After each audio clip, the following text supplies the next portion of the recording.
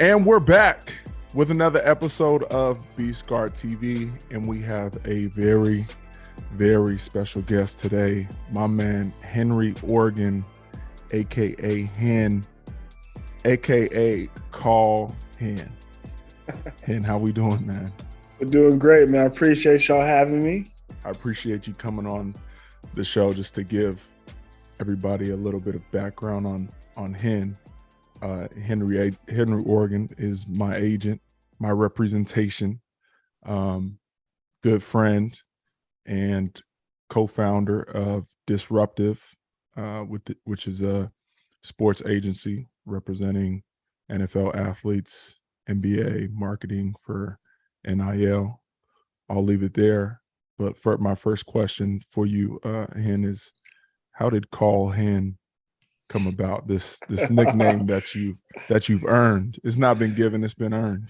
Yes, it's been earned. Well, my cousin Jerry, he actually started it. His nickname is Call Jerry. That's like his real estate call sign. And so all his stuff says Call Jerry, and he goes like this. And so during the pandemic, we had a lot of time to think about branding. And one day he got his Tesla and he had Call Jerry plates. And we were joking around like, I'm gonna get Call Hen plates. And then one day we hung out, ordered them. It didn't come for like 6 months. Plates came, car was here. Then I couldn't switch back. Like I was joking. I got the Call Hen plates, and then it was just on. It was over. Everybody starts in the place and joking, just call me Call Hen. That, and everybody always calls me because they know my phone's always on. So that's one thing I've definitely peeped about you, which I really appreciate. Also, you always answer your phone, man. you answer your phone. I don't know if it's out of, I mean, obviously it's out of respect for your clients. Mm-hmm. Anytime even I'm with you in person and somebody calls and a client calls, you're answering that phone. So you spend a lot of time on the phone, and something, like I said, I personally appreciate, because I might not be calling you for anything. It might just be whatever, but then you picking up is like, yeah, because I really got to talk to him. When I call him, I really got to talk. Oh yeah, it's straight to business, and I love it. I love those calls. People are always like, "Oh, I got a massage." Sometimes it's like, "Yeah, I'm your agent. Just call." Or you have a question, call. Maybe just give the people a little bit of background. You're a former football player from the Bay. Just give everybody your story, so everybody is briefed on the man himself, Henry Organ. Yeah. I'm a really simple guy, man. I went to Portland State. I played safety. I walked on. I got the Diversity Multicultural Scholarship. Shout out to the DMS at Portland State. They funded my career. Was there for 3 years, or was at school for 4 years. I played football for 3. Was under Deshaun Shedd, guarded Julius Thomas for the Broncos in his first year. So it really helped mold him into the tight end that he ended up becoming. He was never a good blocker. I used to really exploit that, even though he was like a whole foot taller than me. Other than that, football was fun. Last year, coach offered me a scholarship. He reneged on it. So I was like, okay, if you're not going to pay me, then I'm not playing for free anymore. And then I got straight to business. I was always a business guy. I was the kid that was shining shoes. Always loved to make money. Sold soda at school. Sold chips. So business was always a passion of mine. Sports was never the end all be all. I never wanted to be a pro. I just wanted to play at the highest level and have fun doing it and prove people wrong. So once I felt like I accomplished that and the money wasn't lining up, I knew I had my next vision. I wanted to work at Nike. That was the goal. And then here we are today. After that, Nike was amazing. I realized, I kind of capped out of my potential there. And I kind of fell into becoming an agent. I had enough friends ask me to be an agent during their time playing. And I was like, well, I really don't want to go back to school. That was my biggest thing. And then I had a friend that actually went broke, and we had a conversation, and it was just like, it really hit home. I was like, man, like, God, he's like, if you were my agent, this would never have happened.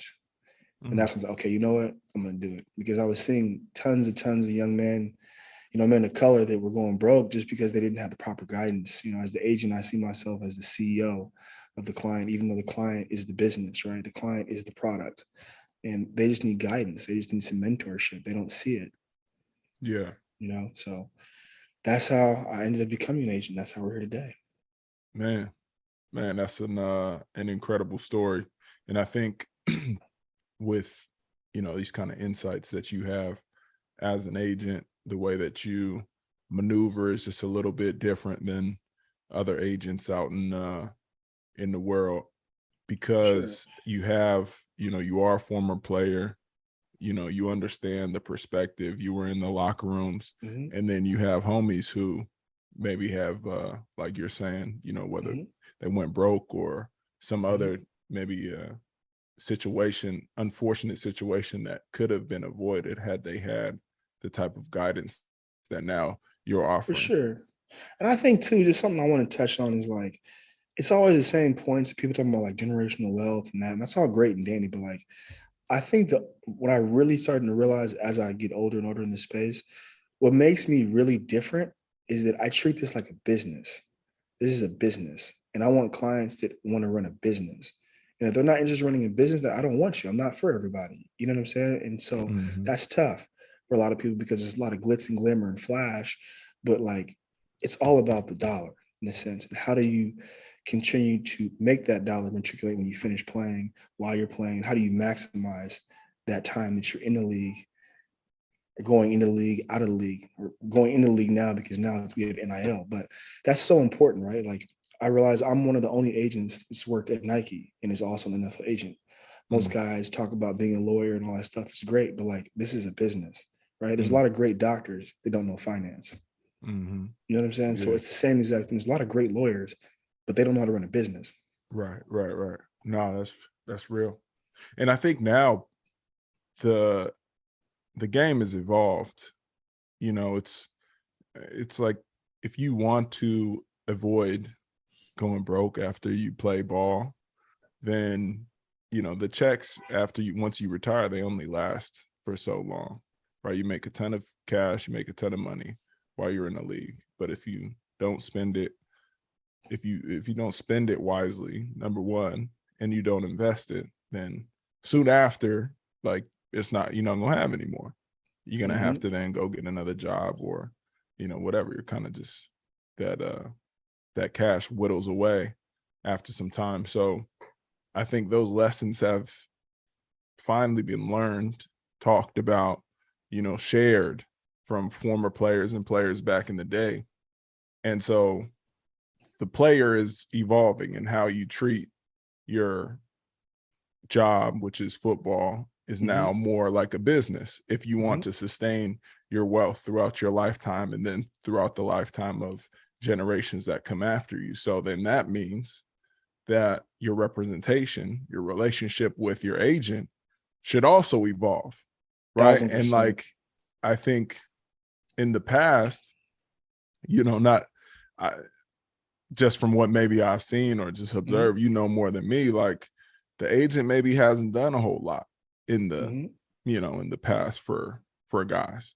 And it hasn't been treated in the way that you're framing it, like I'm the CEO of this business, right? Like that paradigm that you operated in is a much different one, I'd argue, than how it's been operated in the past. For sure. And that's one of the big reasons why I signed with Disruptive and signed with you, because I kind of felt that or saw that motivation in you and saw how you're kind of treating the whole situation, right? And it's more of a partnership versus just representation. Like technically it's representation, but when you boil it down, it's a partnership. For sure. And there's a lot of different like ways people like kind of shape it or phrase it, like, oh, this is family, which is great. But some of my best friendships or relationships with people are who I made money with. You know what I mean? Like those are like making money. Like I like this guy, we make money, so we make money together. We make things work. We do the things that are impossible. Sometimes with family, it's like, you're my family, but I'm only with you because you're my family. Like I do things with you because you're my family. So there's nothing wrong with that narrative or shaping this as a family, but this is a business and I want you to hold me accountable. This is the same way that I'm going to hold you accountable. You know what I'm saying? Because sometimes we let family slide. Yeah. But when it's a business partner, or if I'm paying for a service, I expect it to be like that. And if it's not, I'm going to say something.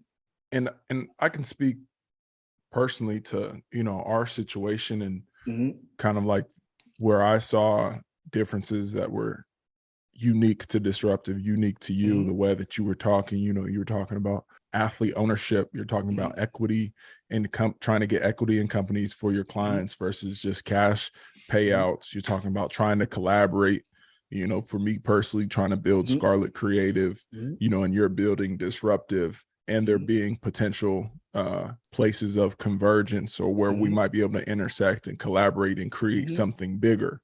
These are the type of things that for me and you personally, like this is what stood out in our relationship. But I'm curious with like, maybe more broadly, as you look at clients and potential clients, how do you think about differentiating your business and yourself from everybody else that's out here, or how it's been done in the past? First, I look at the client. What is the client pool that I want to have? What is the puzzle? What is the picture that I'm trying to paint? And then each client is a piece of that puzzle to create this overall picture, right? So like when we started talking, like, okay, Brennan, wow, like, okay, he is an integral part of the piece of the puzzle. Like I have to get this piece in a sense, because this piece helps this piece come here. Like it's like some people, I would say it's like the Matrix. Like I'm seeing it and it's like going and I'm like, okay, boom, boom, boom, boom, boom. Like you're putting things together to paint a picture. I think how we're going to continue to make Disruptive different is some of the things that we've talked about offline that are coming in the future that will change the industry. I think that at the end of the day, the same people that got in this business, that started the agent business, they're super old. Like they're getting ready to die. And so that will continue to make more and more disruption. Like the way that things have been done in the past won't be done the same in the next 10 years. It's already changing extremely fast with social media, with marketing, with equity compensation deals, Scarlett Creative. Everybody wants to have their own production company, but who's really doing it? Who's really going out there and getting the content? Who's really putting the pieces of the puzzle together? Who's making their foundations bigger than just a football camp? So as I continue to go out and scale Disruptive, I'm going to focus on other pieces of the puzzle that are maybe some more flashy players that can kind of help bring more light and traction to other areas of business. Or maybe it's a guy that's just purely an artist, like purely is like outside of football, he paints or has an area of interest in just tech. Like I'm looking for specific pieces of the puzzle so that we can all help each other. We had that dinner and it was interesting to just see like how much Disruptive had grown in the course of a year, and like how the conversation that I visualized in my head was really coming to light. That was really dope. And to continue to amplify that and make it bigger and better and more curated. I'm just looking forward to that in the future. Yeah, no doubt. That dinner that we had at what was that, at Morton's? Was it Morton's? Yep. Yeah, Morton's, we had the Disruptive dinner at Morton's Steakhouse, and we had Hen at the head of the table.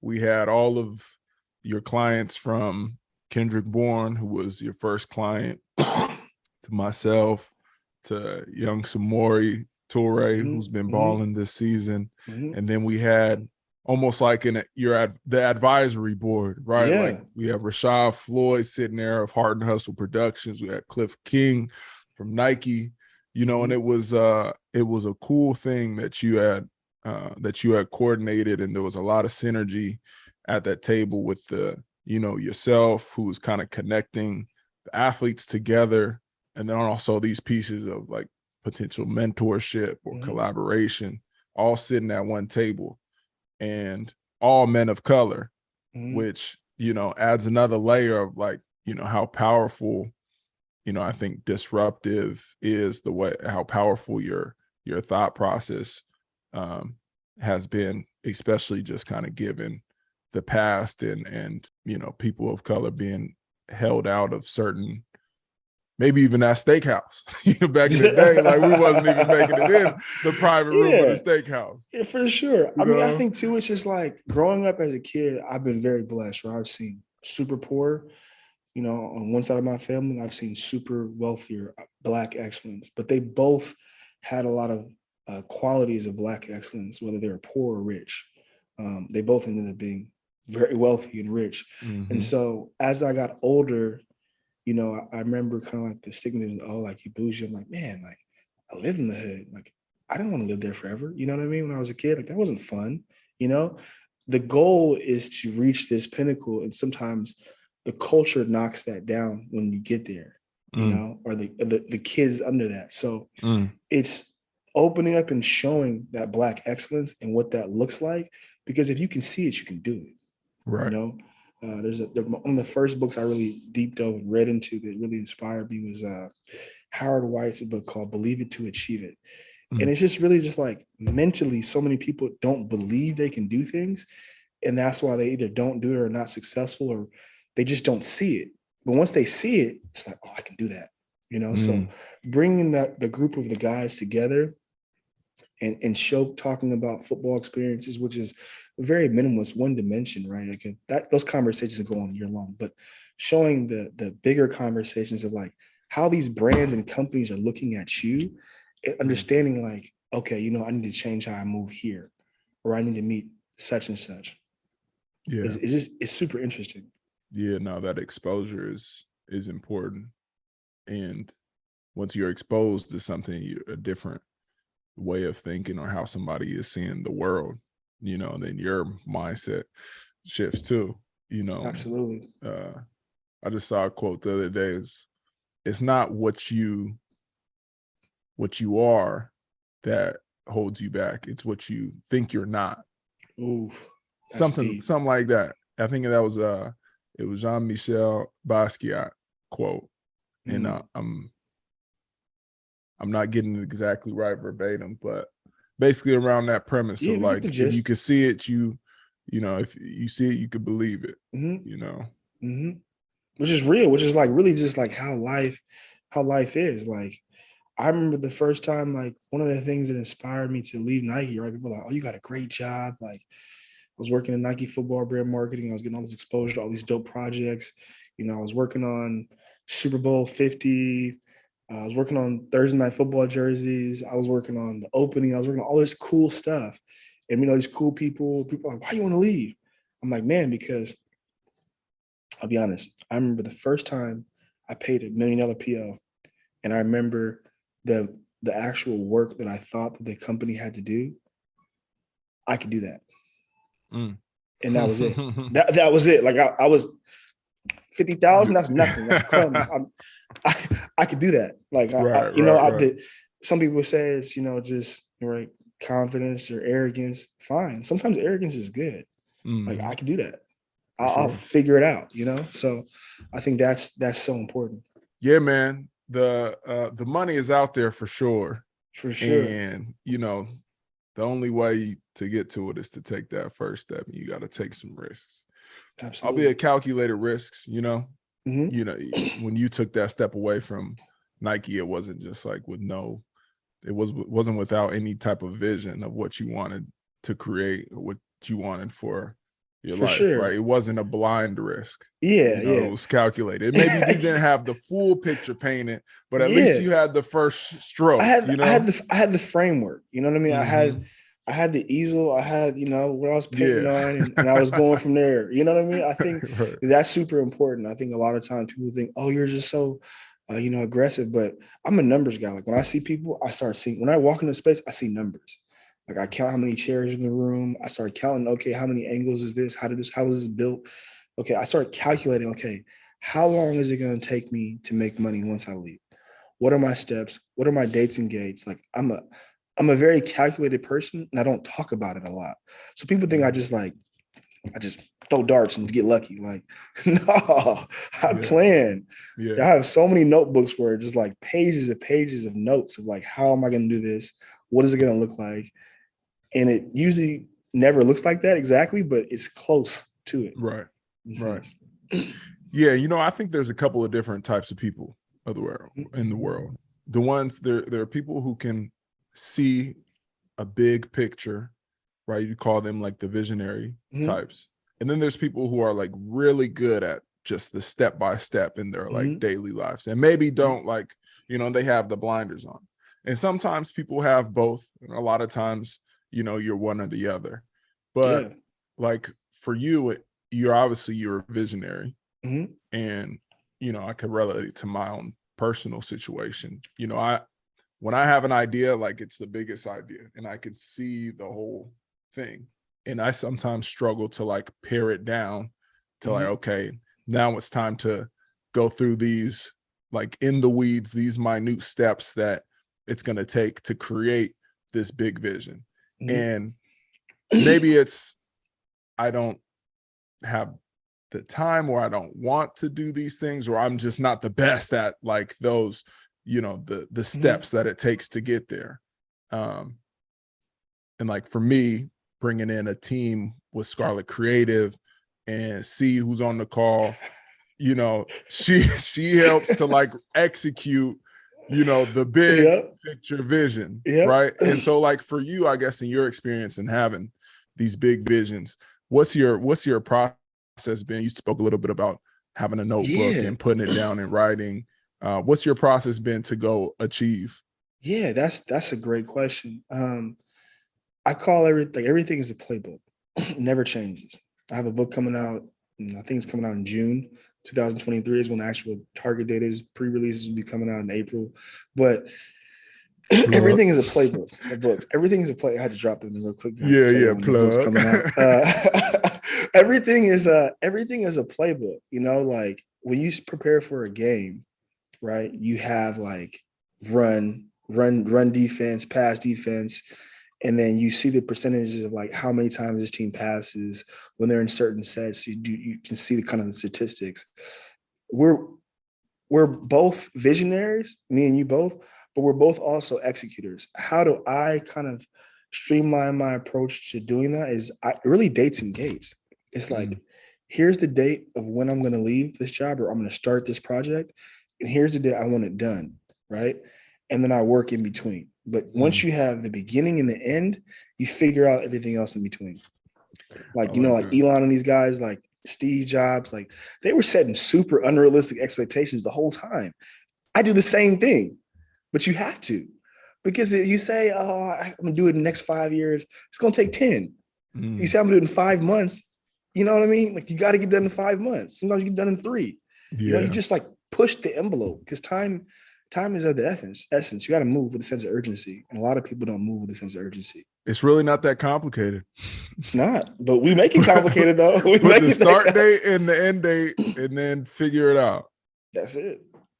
But I think one thing that's a little bit profound that you're saying is however long you think it's going to take, if you think it's going to take a year, get that shit done in 6 months.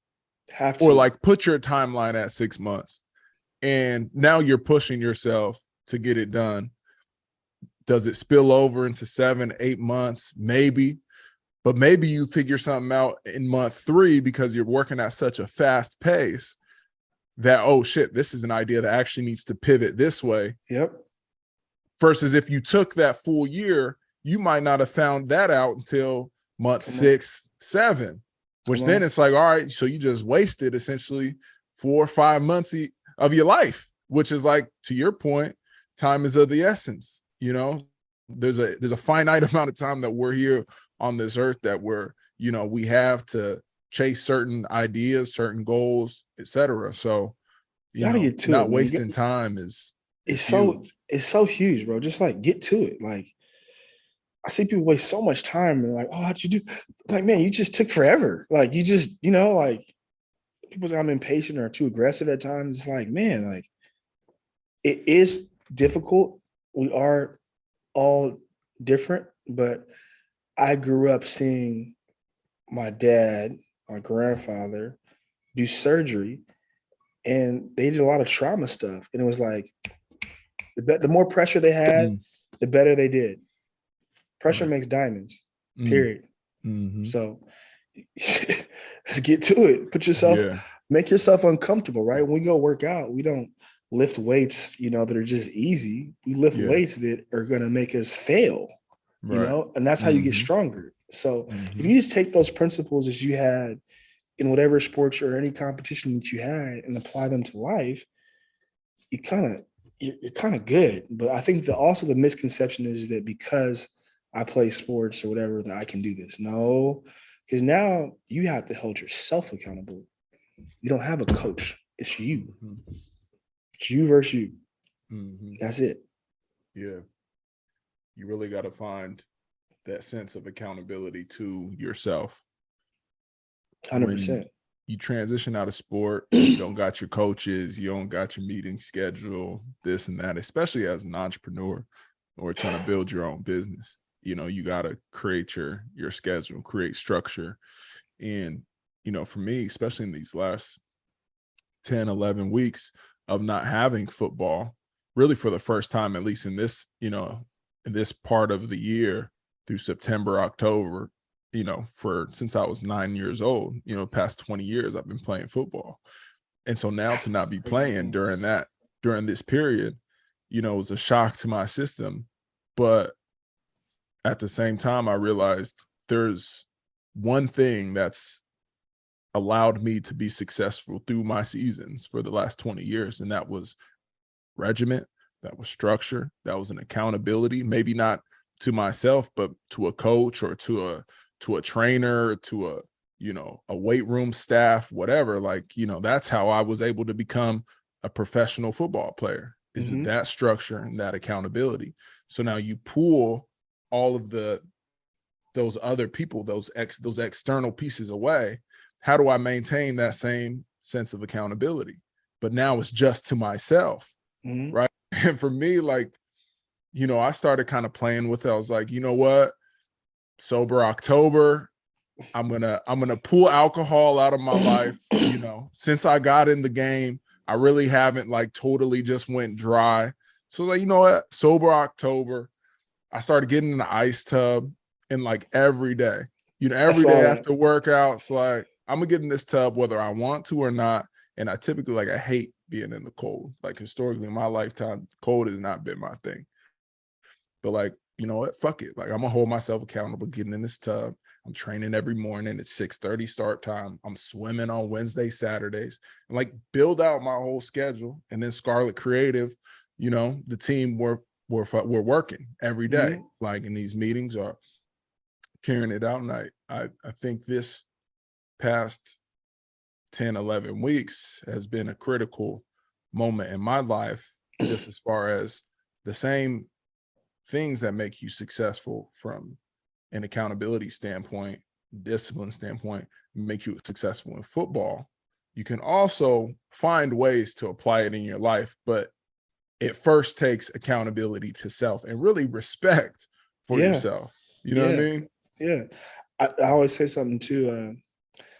My grandpa has like 6 rules of success, but the one that you're talking about right now is like, don't lie to yourself. Like you can't lie to yourself. Like we lie to ourselves a lot. We do. Like I do. Like, oh, you know, I'm intermittent fasting, you know, I'm doing 10 to 5, you know, I can have some popcorn and not popcorn. It's not cheating. That's cheating. I'm lying to myself, you know? So stuff like that, like it's just so important. You can't lie to yourself. Yeah. And if you do, you won't be successful. Yeah. That's a good way to put it. I like that. So kind of backtracking a little bit in somewhat pivoting, when you think about your big picture, disruptive is obviously a part of it, but your own life, right? Like in the same way that you're a CEO of your clients, right, in their business, you're also the CEO of Henry Oregon and your whole big picture. Give us a little bit of insight on how you're thinking about that from a standpoint of, I know that you've gotten into some real estate. Obviously you have the sports agency, you know, you're keeping yourself fit, you're intermittent fasting, you know what I mean? With minus a little popcorn here and there, a little late night. Every night, I lie to myself every night. How are you thinking about your whole big picture? You know, separate of like the sports agency, real estate, foundation work I want to do, how I've like looked at like big picture, like who is Henry Oregon? Like that's something that people would always ask me, like, who are you? Like, what makes you special? Like, nothing. I'm genuine. I'm genuine. I'm authentic to who I am. And I'm always been about like helping people reach their fullest potential. So a lot of times when I enter a relationship with whoever it is, the way I'm able to maximize or get the most out of them when I call and I need something is like, I'm always asking, like, how can I help you first? And I'm really genuine about it, not expecting something from it. Like, it's like, how can I help you? Who can I connect you with? How can I open up a network to help you? And sometimes that has burned me, but it's helped me more than it's burned me. And that's all you can really hope for. So for me, big picture wise, like, athletes should be inspiring the next generation to read, to be more financially literate. And in doing that, you're changing the culture. Culture is a true currency that you can't put a dollar value on. And like, people know that, like investors know that, but they don't want to quantify it. Like, they don't want to, because it's so rich, right? Like, if I get this player to wear Gucci, right, and it catches fire within the community, every single person will try to go out there and buy that same Gucci outfit. Now you've made that company billions of dollars. So for me, it's just, how do I change the culture for the better so that we can close the economic divide we have in society today, right? Like, the rich are getting richer, the poor are getting poorer. The only way in my mind to do that was like, help the players, help the entertainers and the players, right? Because they have cultural currency that can just explode and like close the gap and make it like this overnight. That's the big picture. Nitty gritty real estate. I've been buying real estate or flipping houses, door knocking since I was 15 years old. Right. My uncles always brought me and taught me kind of the business that they're in, which is real estate and owning assets. And it's the only way to make money while you're asleep. So that's been super simple and super helpful in inspiring a lot of my clients to, kind of diversify their portfolio, not just, hedge their bets all on just investments or stocks or whatever it may be, and teaching them that. Like, right now, me, you and Kendrick and hopefully Samari and Devin here pretty soon are competing for who's going to make, $100,000 rental income a month. So, right now I think Brennan is leading the way for now.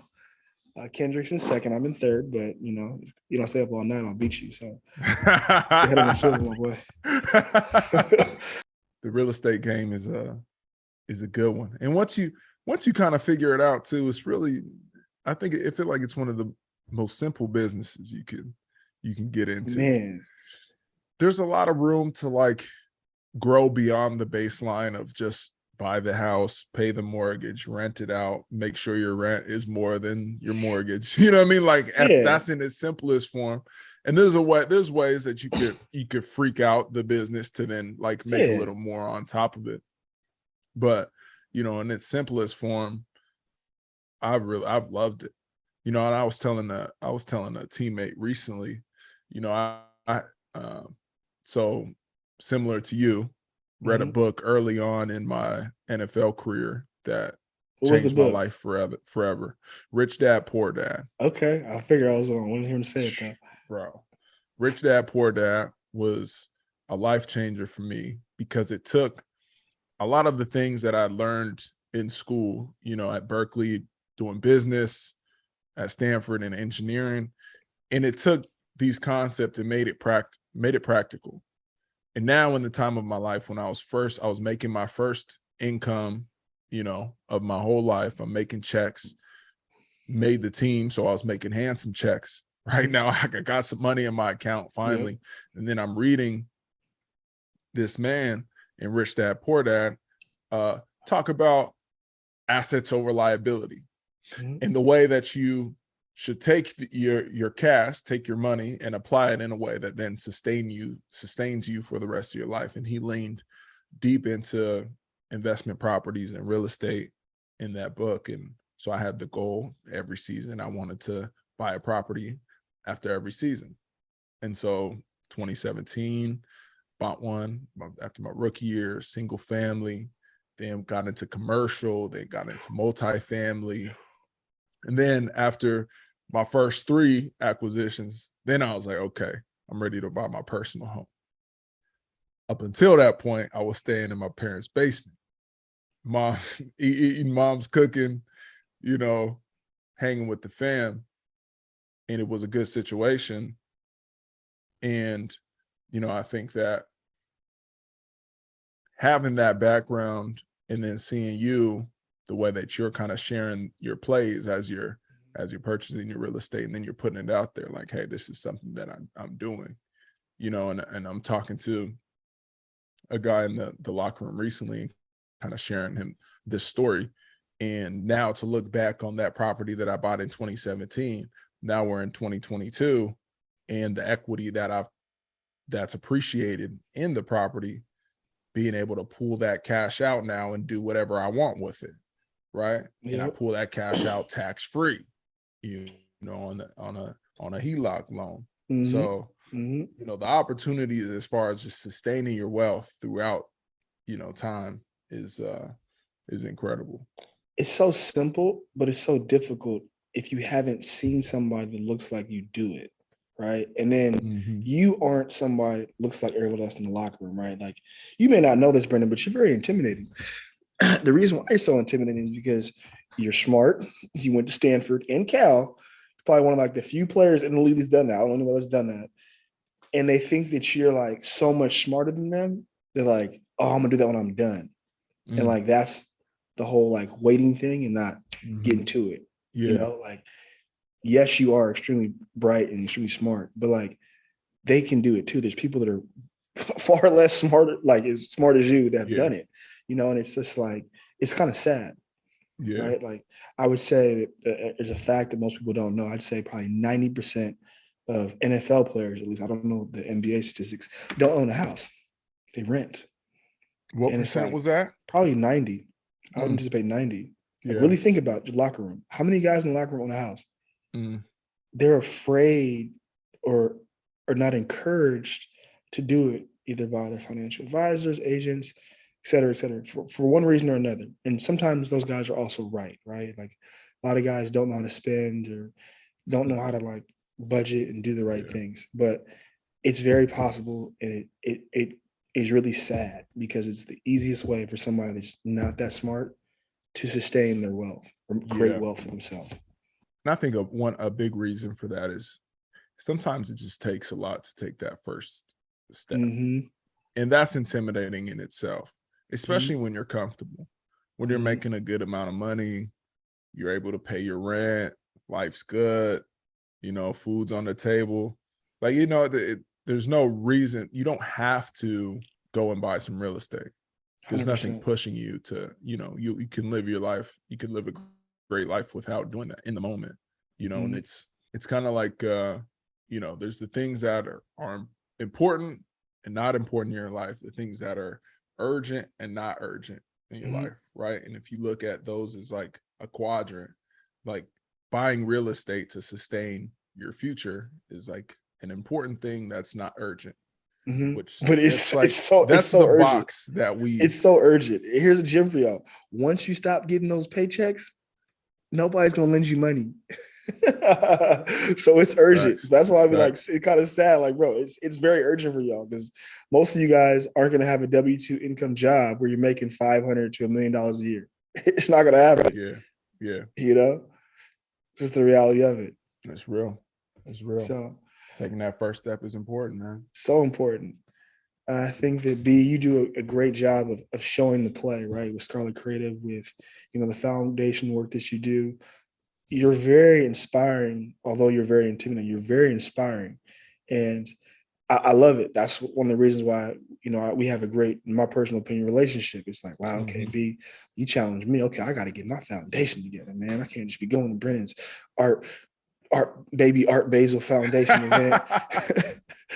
and community events. Baby. Man, I'd be like, okay, I gotta get it together, man.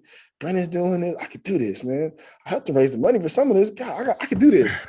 You know, so it's encouraging. It's motivating.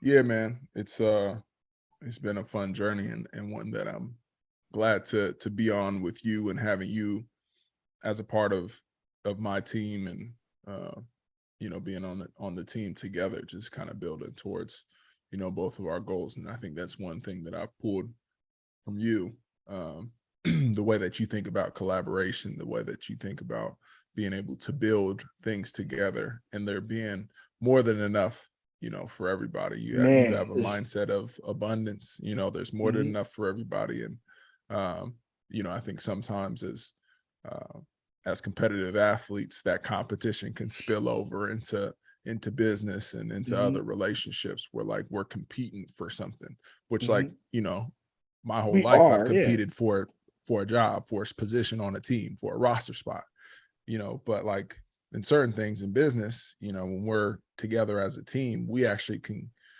compete with the rest of the world. We're not really competing against each other, and there's more than enough to go around. And I think that mindset that you've, started, that it's been contagious for me, something that I've picked up, and I appreciate.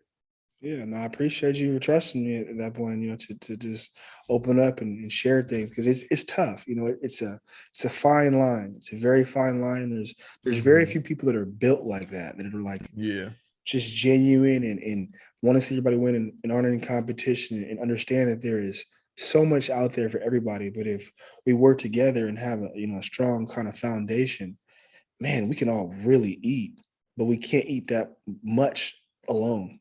You can't, like, you can't. Like, I'm not gonna have a production company of sports. I'm just not gonna do it. I have to put my area and focus on one avenue, which I'm the best at. Master that. You want to go quick, go alone. You want to go far, go together. There you go. Okay. You like that, Han? Yeah, I like it. So, Han, as you think about the future of disruptive, the future of the business, the sports agency, the NIL space, it's a changing landscape, as we talked about. How are you envisioning the future of disruptive? I'm thinking about scalability. How do we add more agents? What value do we provide those agents? And how are we fair and not holding anybody back from reaching their full potential? I think a lot of the times, people get caught up in their name versus a we aspect. Like, I don't care if my name's on it or not, as long as the company wins. That's what it's all about, is the company winning and the culture winning and pushing things forward, right? Like that's what's so important to me. And then how do we, as agents, and I kind of already have this, but I'm not going to share it, incorporate technology into this space to give us the upper hand against the team, I think the teams. And how do we use that technology to help our clients do better business, make more money? I think that's so important. And it's really not that difficult in my mind, but it's really difficult to get people to change their old way of thinking, right? But everything is changing really fast. I just saw something yesterday that I can't remember the team, but there's a baseball team that's getting ready to go public. I think that is the future of sports.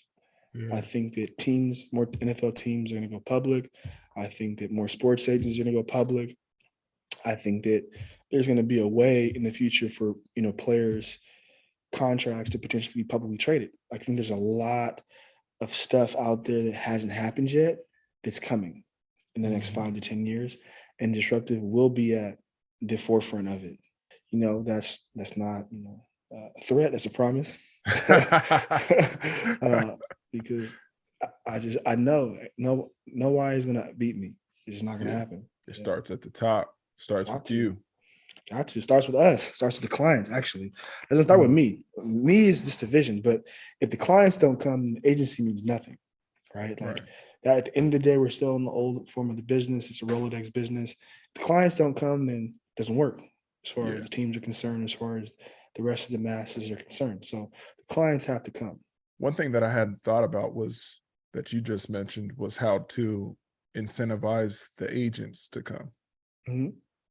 And how do you provide value, not just to the client, because obviously I'm the client. So I always think about how, how for is sure. Disruptive providing For value sure. to me, but how are you providing value to other agents to come on versus all of the other options or competitors that they could join? And how do you get the talented ones with maybe, I actually don't know how that, how agent salary works from like the, because obviously the agency takes a cut of each player's contract, but then how do you pay agents? And then how do you incentivize the agents not to compete with one another, although they're competing, but how do you incentivize collaboration? Like we're doing this together in a way that when one agent performs better than the other, it doesn't create a disconnect or friction within the agency.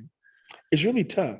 And I've seen it. And I think one thing we didn't touch on is like, why did I start Disruptive? Like, I didn't actually want to have my own agency. Like, it was in the back of my mind. I was preparing for that. It was actually plan B, right?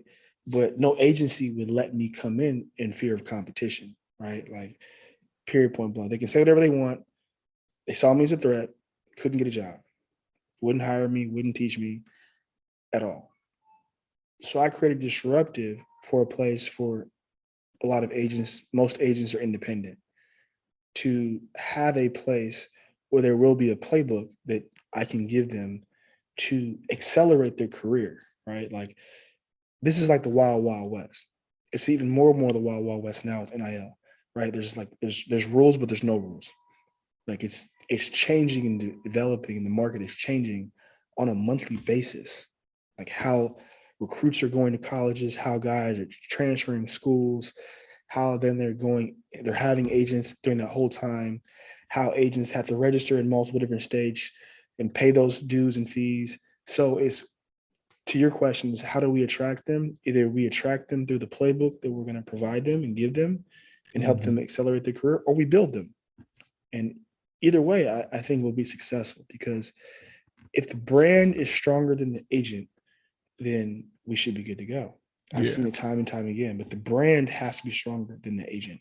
And it's the same thing, as you see on sports teams, right? It's like, when you have individual guys who are bigger than the team, then that creates a little bit of some friction. But when the team matters more than, every individual guy, or every individual guy makes the team, right? And there's an understanding and everybody wants the team to win.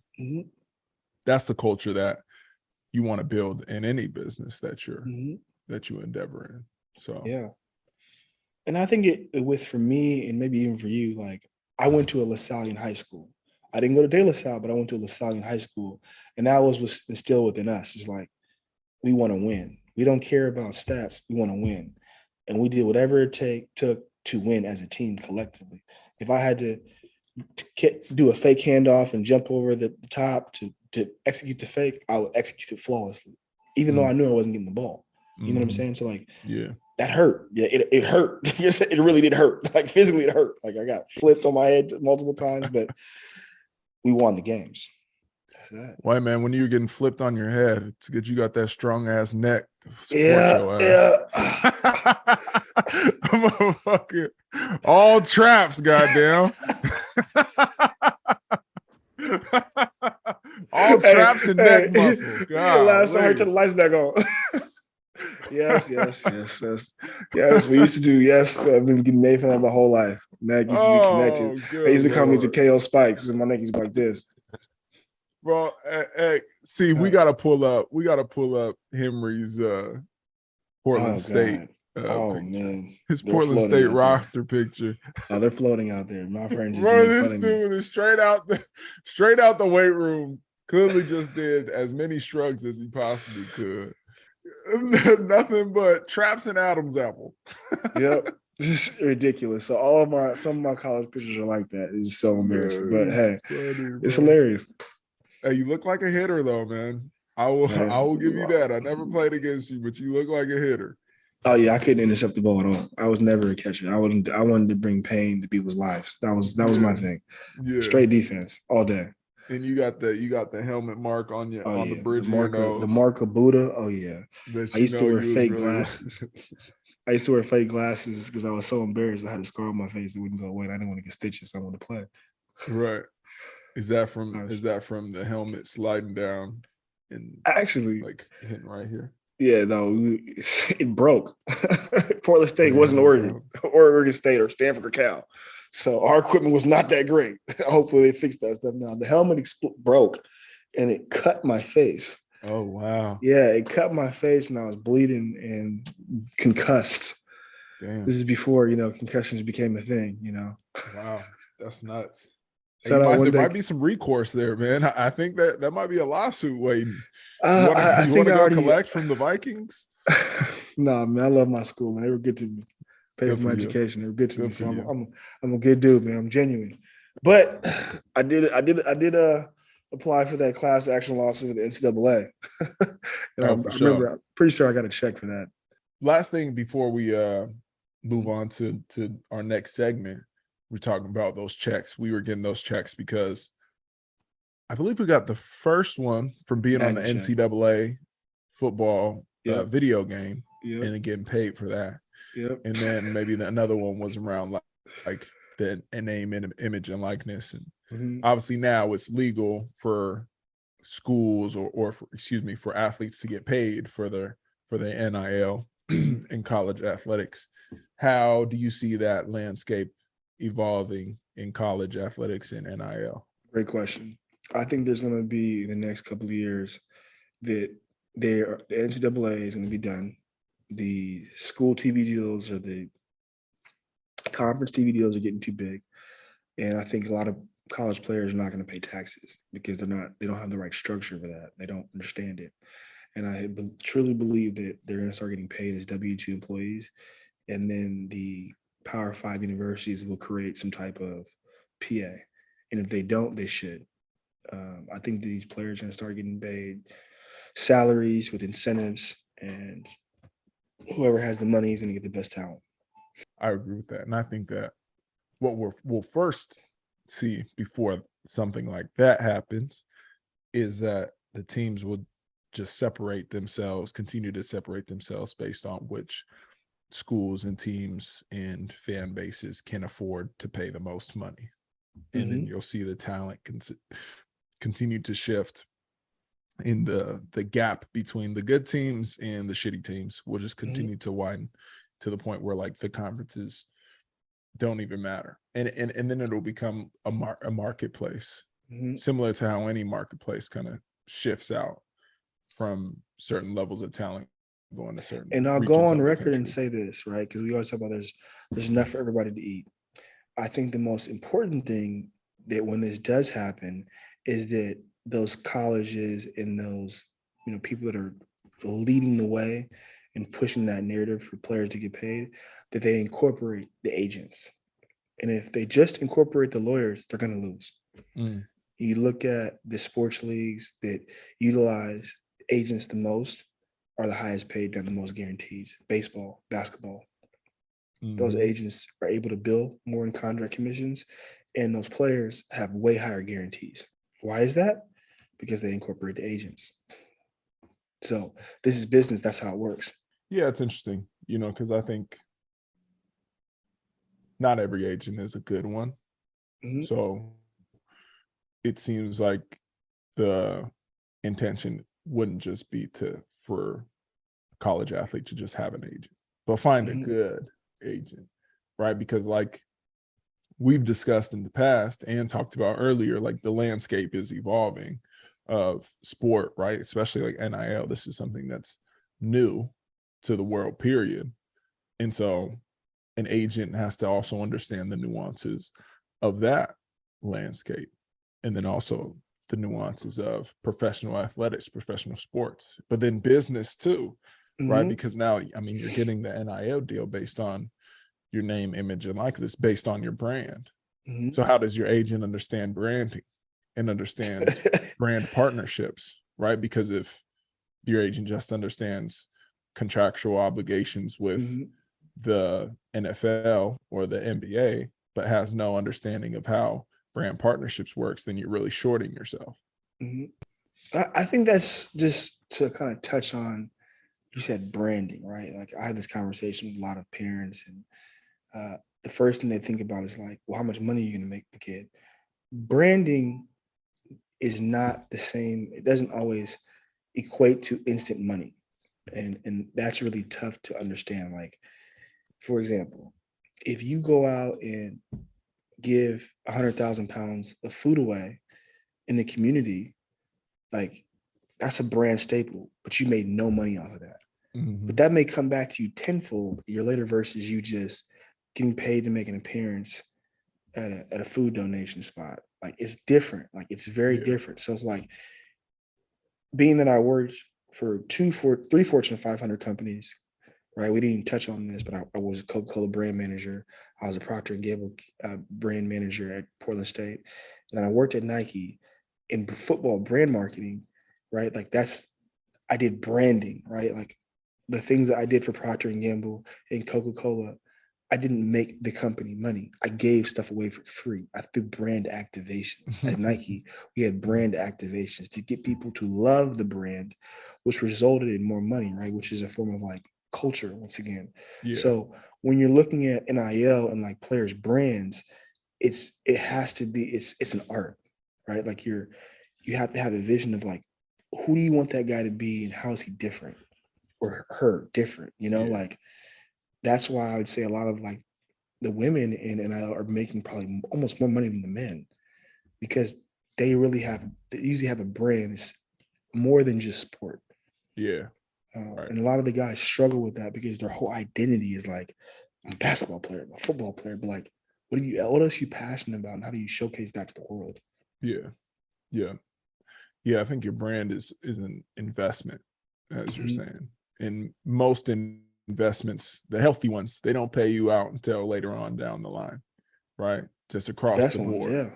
So, putting money into a brand and thinking consciously about your brand and who you are and how you want to present who you are to the world, which is number one. Hopefully it's like authentically, you want to be your true self to the world. And then what's that presentation look like? Is that via video? Is that via community service? Is that a podcast? Is that reels on IG? Is that TikToks? How do you think about that? And then what does that look like? How are you communicating? Are you writing your blog? Are you speaking? Is it more of like a verbal thing, or is it visual? All these start like layers of questions are the ones that you have to answer before then you're like, okay, how much do I get paid? Yep. Right. Like you just getting paid for something is, I mean, you're leveraging whatever leverage that you have in that moment, like whether that's the level of athlete that you are or the current brand that you have, but the money that you then, or money, time, energy that you pour into these other layers of who you are and how you present yourself, that doesn't pay you out till way later down the line. Like the fun, just super random, but like fun fact, we didn't talk about this, and it's like it's important. The first time I remember seeing who Brennan was B-Scar TV. And I was like, yo, that's so dope. I don't know who he is, what he plays, but like he's consistent with that B-Scar TV. Like he plays defense and like he's on all this stuff doing like that's dope. And your brand introduced yourself to me before we were even put in the same room together. Like I knew who you were. And when I did get the opportunity to present to you and speak with you, I knew that you were a marquee player because you really understood branding. And you were, even still to this day, you are super protective of your brand and what you associate with. And not a lot of guys get that. And it's tough. So I commend you for that. And it's crazy to see that this is now B-Scar TV from when it started in the locker room, like with the microphone, that was dope, You gotta get that microphone back. That needs to be right there, by the way. Yeah. The evolution, my case is a great example. I started B-Scar TV in it was maybe 2017 or 18, and I went and bought a vlog camera and was carrying it around doing off-season chronicles and showing people what my life was like in the off season. That's what I wanted to do. And I wanted to start to attach people to my personality and understand that football is not going to last forever, but this platform, how do I kind of replicate this platform that the NFL gives me, but base the platform around me and who I am truly. And, then that evolved into the player reporter, the locker room deal. And then that evolved into taking that same kind of structure and doing it through the off season and interviewing people and just continuing to create content. But I mean, if that was in 2017 when I first started it, I didn't see my first bit of money until 2021. It's like a 4-year investment. That's dope. And like B-Scar TV is still like, it's building up equity. we haven't cashed in on that, and it's going to take time. And at the end of the day, like, I understand that this isn't all about the money at the end of the day, and it actually isn't all about the brand, right? Like the brand is obviously, that's kind of the layers that give this whole thing meaning to the rest of the world. But for me, this is a creative outlet. This is a project. This is something that I'm willing to commit to. And like from a standpoint of wanting to inspire a younger generation and those around me and share my point of view, my perspective, my thoughts, this is a vehicle to do that. And whether or not I make 30 million a year, doing it, like, that'd be great. But at the end of the day, like, that's not what truly matters about it. It's really, being consistent, having a big vision, and then understanding that each episode, each time I drop some content, some high quality content, is building towards that. Absolutely. Well, talk to me about, I'm interviewing you now, flipping the script on B-Scar TV, man. Call him TV, man. Coming soon to see y'all. So talk to me about who was the first person that you saw have a podcast, or who first inspired you to have B-Scar TV? Like, where did the name come from? Because this isn't a television show. So, like, talk to me about this. Nah, so the name came from, it was K-Jack TV in the Houston Texans locker room. Mm-hmm. So Kareem Jackson was the player reporter before me. He was the original, and they called it K-Jack TV. And so when I first started doing my blogs, I actually didn't call it B-Scar TV. It was just called like B-Scar Off-Season Chronicles. And I was putting it out on YouTube, and it was just like me coming with the little camera and like drop a little teaser on IG and then get the link to people for YouTube. And I was kind of a one-man band. I got maybe 100 views on YouTube, like per video, whatever. Kareem Jackson ended up leaving Houston. He went to Denver, and then they were looking for another player reporter. And they asked me, they actually wanted me and Bernardrick McKinney to do it together, do like a collab thing. We're going to do like, it was going to be like B Mac and Cheese and B-Scar, some like corny shit like that. B-Mac was like, nah, I'm cool. I don't want to do it. So then I was like, all right, well, let's just call it B-Scar TV. And so then it built from there, and I started interviewing guys in the locker room, and slowly, like, at first, Houston Texans fans were hating. Like, nah, we want K-Jack back. This dude's corny. He's weak. We do K-Jack TV. But then slowly, episode after episode, shout out to the Texans videographers, Tyler and the whole creative staff, like they were chopping the videos up fire. And then the fans started to fuck with it. And it was like, okay, B-Scar TV, like we can't wait till next Friday. It's, drop every Friday. And it was cool because I was able to like leverage the relationships that I had in the locker room with guys. That's how the whole like, and we're back with another episode of B-Scar TV. And then like introducing the guest and a nickname and their nickname. Like these are the names that I was actually like calling dudes. You know what I mean? Like this is the relationship that I have with them. So this is, now why we kind of like carry that same structure into these conversations. I mean, it's dope to see how far like you've come from that. And just like the very small things, right? Like Brennan is a very rare client in that, like, sometimes I'll bring him an opportunity. Most of the time he'll tell me, I want this opportunity. Can you help me get into it? And then you get into it, and then seeing you there like flourish, like when you got on NFL Network, that was dope. Yeah, You were that was super fire. prepared. Most of the cats were very good, but you were just like, it was like natural. Like it was like, wow, you can see that. Okay, that guy's gonna be on TV after. Like it was clear cut. He doesn't need a lot of work. He's ready to go.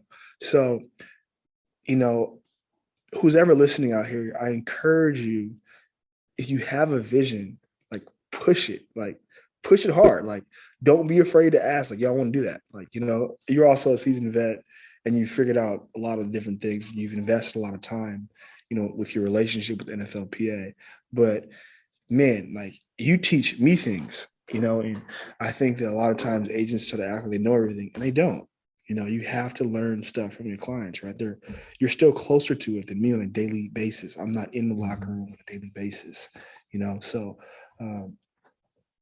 I think that's really dope. And I can't wait to see like in 5-10 years to see where B-Scar TV goes with everything going on with, you know, Amazon and all this different media stuff. It's, you know, just continuing to scale and they're looking for, you know, authentic reporters.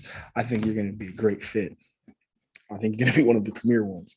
Hey, Can't wait till that one set, that one thing that you do that like takes all the way off. I'm like, man, I'm trying to tell y'all, I'm on record here that I told y'all first here on Call Hen TV that Brennan was going to be that guy. Yes, sir. Hey, all we got to do is get our foot in the door, man. That's it. Just get these little crusty feet on in the door. We'll be fine. They crusty for sure, yo. They really crusty. He be putting them on the gram, grabbing stuff sometimes. I don't know what that's that Stanford stuff. The Stanford guys be stretching. Bro, my toe mobility is crazy. Hey, Hen, man, I appreciate you coming on the show. Before I let you go, we got some high quality questions. Okay. Take a deep breath. Yep. Collect yourself. What is your favorite piece of clothing, shoes, or accessories that you own? Easy. Sweatpants all day. Everybody hates on me and my sweatpants. I love wearing a good pair of joggers every day. Black joggers, black Nike brand? Joggers. Nike all day. Black Nike. Check 7 stripes every day. Okay. Talk that talk. Talk that talk. If you could only listen to one musical artist for the rest of your life, who would it be? Oh, this is going to shock the world. Hans Zimmer. Yeah. Who? Hans Zimmer. Who is Hans Zimmer? Yeah, who is Hans Zimmer? I was waiting for you to ask that. Hans Zimmer makes all the bangers to most of our favorite movies. Like he does all background music for Stiller, Inception, Batman, Lion King, Pirates of the Caribbean, you name it. Why? Because my life is like a movie. I really feel like that. I'm dead serious. I listen to Hans Zimmer every day. Time plays in the background all day. Well, no, you don't. I swear to God. No, you don't. If you really know me, people know I listen to Hans Zimmer all day. Slapping loud. Like I'm in the movie. Like I'm in the movie. like while you're in your house or like while you're working in the car? At the office, in the car. If it's, you know, I mean, just like if I'm just me, I'm just like thinking, trying to get a clear focus, Hans Zimmer. That's cool, bro. I didn't know. It's random. That's great. It's you heard it here first. Call Hans Zimmer. Hans Zimmer, come on. If you won the lottery tomorrow, what is the first thing you would do or buy? First, I would take the option lump sum payout. I've been thinking about this a lot. You know, I'm trying to hit. 2, I would probably I would take half of that money and I would buy housing. I would buy real estate, you know. I would do half of the portfolio. I'd make low income housing and I would give reduced rent to single mothers, people of color that are in need. And I would put some guidelines up for them to continue to receive that low-income housing to scale and hopefully get out of there in 5 to 10 years and buy a house. The other half of the money I would keep for a rainy day, for more deals. Straight up. I feel that. Play a little VC, play in the VC space a little bit. Buy Apple stock. Berkshire B. Keep it real simple. What is the best Christmas gift you've ever received? Oh, I can't say that one on here. Hey, no, say it. I can't say that one on here. Second best gift was from my dad. He gave me his collection of Richard Pryor albums. You got to get a CD player for your living room. I probably do. I'm a vinyl man. I just bought a vinyl turntable. I actually spent way too much money for this Audio Technica 60th anniversary vinyl player, but it's fire. It's so clean. But you got to get something like that for your. You're old soul. You're an old soul, but you're also very young and hip. Where do you think that comes from, Brennan? Hey, man, thanks, man. I like what I like. You know, that's all it is. I like what I like. Well, hey, Hen, I appreciate you coming on the show. This has been a great conversation. I am excited for our partnership growing and thriving, and both of us reaching all of our dreams and sharing the plans and the gifts and the lessons learned as we grow. You my dog. Love you, bro. I appreciate you coming on. And that has been another episode of B-Scar TV. Drop a comment, leave a little feedback. Just let us know, how can we be better? We love constructive criticism because we are in the pursuit of high quality content, and it's a never ending pursuit. Call Hen. Holla. Appreciate you guys.